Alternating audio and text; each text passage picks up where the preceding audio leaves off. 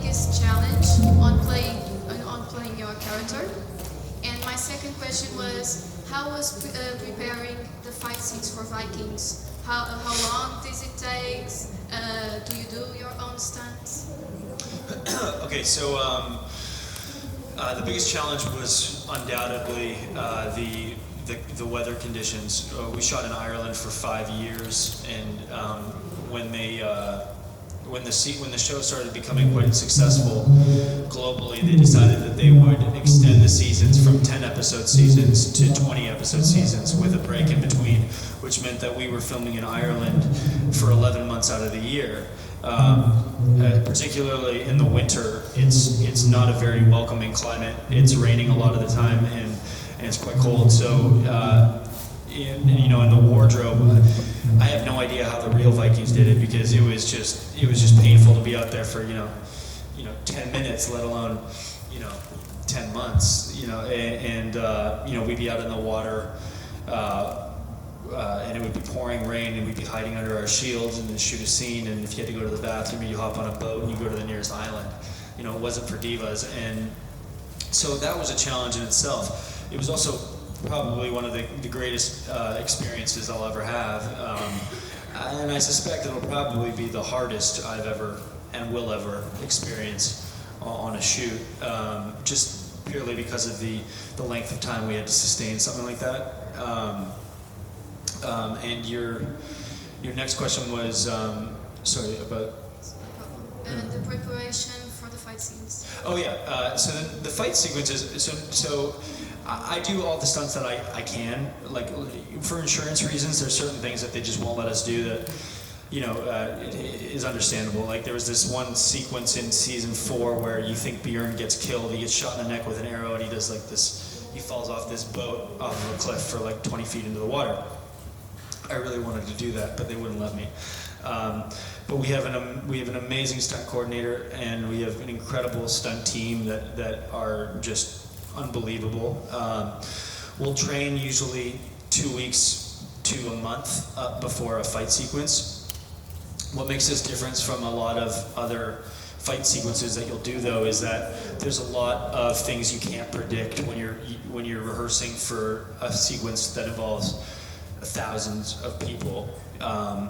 We had more extras than they had on Braveheart for some of the sequences, and you can't rehearse for that. You basically, at the end of the day, you run into a big scene and you just start hitting whatever's close to you, and you hope that you make it out. Usually you leave with some scrapes and bruises, but it really makes for some really interesting television and a super fun experience. You really feel like you're in it. For the most part, we'd be training, except for those big battle scenes, we'd be rehearsing a lot of these sequences. But on the day, you always have to adapt to the environment where you're filming. So if, we rehearse a scene and then suddenly we realize that the sequence won't be able to work because there's certain props or there's certain, things in the way, you just adapt to that. And usually we rehearse a lot bigger of a sequence than what makes it into the cut, specifically for time purposes. But it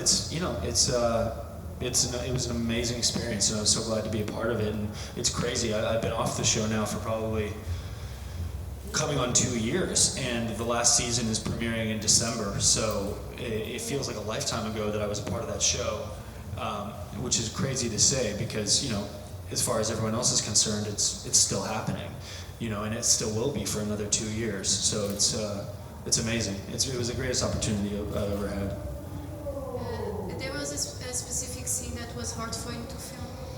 Yeah, there was one that I'll never forget, and it was, again, purely because, the show takes an emotional toll just because there's a lot of it's a very, it's life or death, so the stakes are really high from an acting perspective. You really have to come prepared, and you usually go home pretty drained. But the hardest one for me was, again, just a physical experience. We were filming in a place called Childers Woods when I was doing the spoiler alert, when I was doing the Blood Eagle scene of King Aela after he killed my father. It doesn't look that cold, but that day it was snowing and raining, and we had maybe 2 heaters, but like I really felt like my fingers were in so much pain just holding onto this cold knife, and we were out there the entire day and that's the difference is like I'm from Canada, I'm used to the cold, but it's usually a dry cold. In Ireland it's very wet, so it gets into your bones. So that was definitely the hardest day of filming I think I've ever had. I shot a World War II film in Canada, and that's a very close second because we were in the snow for that too, but yeah, they were really tough. Thank you. Hi, welcome. How Hi, was thank you. the preparation for your role? Did you read or saw anything about Vikings? How was it? Yeah, the majority of my research came from just sitting down and speaking with our historian, Justin, who works really closely with our writer, Michael Hurst, and just listening to all the knowledge he's accumulated about the Vikings over the years. And then Gustav Skarsgård, who plays Floki, and I, who's one of my best friends, we lived together for most of my time on the show. We made a trip out to Iceland and went to the places where the Njál sagas took place, and where a lot of the stories kind of have come from. So, and then we also met another historian there, and we talked a lot in depth with him. So, I'd like to think that I have a pretty in-depth knowledge of the Viking culture now, but there's still so much more. And they've talked about doing a spin-off of the show, which to me it makes perfect sense because there's just so many other great stories that can be told. I mean, we've really only scratched the surface in terms of how much history there is there, and I'm so proud of the show because it takes a culture that was so villainized amongst the world and it humanizes it in a way that hadn't been done before. I don't think. I think there was this huge resurgence of interest in the culture, and I'm so proud to have been a small part of that. Thank you. Hello. Hi. Do you have any interest story or something that happened during the filming of Vikings that you'd like to share with us? Yeah, sure. I'll tell you a funny story. So, like one of my closest friends, as well as Travis Fimmel, who plays my father, and we used to prank each other all the time. It was relentless. I mean, relentless every single day. And finally, I had just had enough of the getting pushed around, and I wouldn't recommend doing this to anyone because it's just terrible. But one day we were filming out in the woods, and he went into a porta potty, and one of the extras turned to me and was like, "Alexander, now's your chance." I was like, "You're damn right it is." And I ran over and I just kicked the porta potty over when he was inside of it, and he came out just going, oh my god, and it smelled terrible and it was awful, and I'm so happy I did it. Awesome, thank you. I got one. Hi. Hi. So after Travis left the show, after Ragnar died, some of the critics about the new season were kind of negative, saying that it changed a lot and it wasn't the same. I kind of share those thoughts, not necessarily thinking that the show became bad or anything, it just changed. Do you feel that after Travis left, the weight of the show rested on yours and maybe Catherine's shoulders? Yeah, honestly, because I felt the same way, and I think that it was kind of an unfair transition because, and it was no fault of. It was no fault of anybody's. It's just the way it happened. But the show, I think, truthfully, this is my honest opinion, I think nobody expected the show to be nearly as successful as it was. So when the show had started out, they focused purely on that one character, and he was the sole lead of the show. And when you carry that for like 3 or 4 seasons, to then branch out and make the show about an ensemble as opposed to just one specific person, it's taking a huge liberty. That being said, there was no other choice. It's the way that it had to go. It's just that I think if they knew it was going to be as big as it was, they definitely would have introduced the other brothers earlier in the show, so that it was a lot more seamless transition. Whereas in this way, there was a 10-year leap, and it was a huge, it was a lot of faith that we asked of the audience to stay invested. Now, luckily, the audience did know my character from the beginning, and they did know Catherine's character. But I do think that given the knowledge now of how big the show was and how big it became, certain things would have changed, certainly in the way they set up the show to begin with. You know, like in Game of Thrones, not drawing any comparisons because they're two totally different shows, but there is a comparison in you know, just maybe in the tone. You lose the lead of the show in the first season, but you've already been introduced to all these other characters. So it's easy for you to move on from that because you know that there's a life beyond that lead. But Travis in himself is such a formidable force, and he's an incredible actor. But because it was so central on him, not just for one season, but for multiple, it was a huge ask. And what's crazy about that, and I didn't think for a second we would survive past that. Because I was just like, you know, I was so grateful to be a part of the show, and I love the show as a fan of it. But I saw that as a fan, that, you know, this was Ragnar's show. It was all about his legend.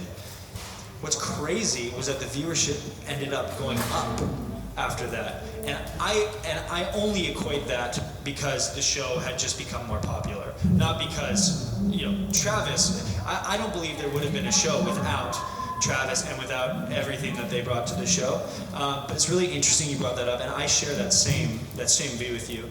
But I was so pleasantly surprised to find out that the fans still were loyal enough to the show and still believe that there could be a life beyond it, even though the show was undoubtedly going to be different, because it wasn't just about one person anymore. It was about the whole culture, and it worked. And I think it definitely could have been done better, but for some reason it ended up working. You know, we made it to 6 seasons, and then finally it came to the point where I felt I had done everything I could in this role.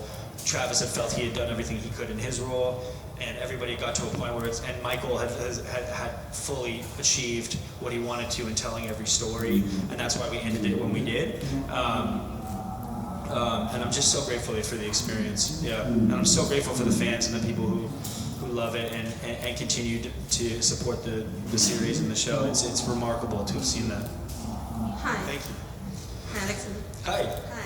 After all this action experience with the Vikings, what is next for you? Another action project, maybe superhero movies? Do you like to do something like that? I want to tell just great stories. So I'm developing a project right now with a pretty big network that I'm really, really proud of, that I can't speak about yet. I hope I'll be able to speak about it soon.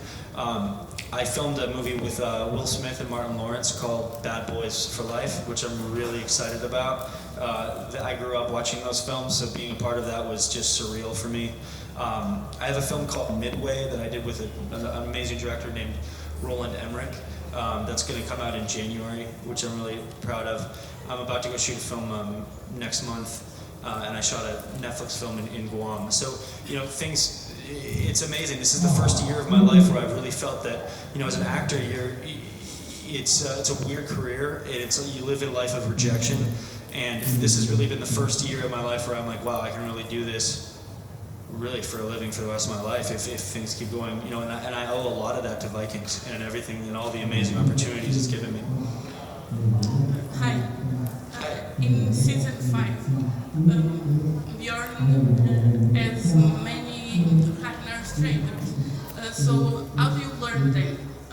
You ask Travis, you saw The mannerisms? Yes.